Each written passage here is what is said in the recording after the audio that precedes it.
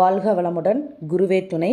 பணப்புழக்கம் சரளமாக இருக்கும் அமைப்பு யாருக்கு அப்படிங்கிறது ஒருத்தர் கேட்டிருக்காங்க. உங்களோட ஜாதகத்தில் இரண்டாம் அதிபதி பலவீனம் இல்லாமல் பலமாக இருக்கணும். இதே இரண்டாம் அதிபதி லக்னத்தில் இருக்குது அப்படின்னா பணம் உங்களை தேடி வரும். ஒரு இக்கட்டான சூழ்நிலையில் கூட யார் மூலியமாவது பணம் உங்களுக்கு நெருக்கடியான காலத்தில் கொடுத்து உதவுவாங்க. இதே இரண்டாம் அதிபதி பலவீனம் ஆயிடுச்சு அப்படின்னா பணத்துக்கு தட்டுப்பாடு வரும். இந்த இரண்டாம் அதிபதி 11 கூட சாரம் வாங்கினாவோ இல்லை 11ஆம் அதிபதி இரண்டாம் அதிபதி சாரம் வாங்கினாலும் நல்ல விஷயம் பணத்தை சம்மந்தப்பட்ட விஷயத்தில் இவங்களுக்கு எப்போவுமே ஒரு ப்ளஸ் இருந்துகிட்டே இருக்கும் ஒரு வாழ்க்கையில் அப்படிங்கிறது எடுத்துக்கலாம்.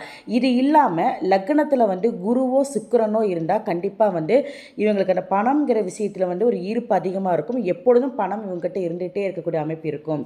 அந்த குருவும் சுக்கிரனும் வக்ரமாகாமல் இருக்கணும்.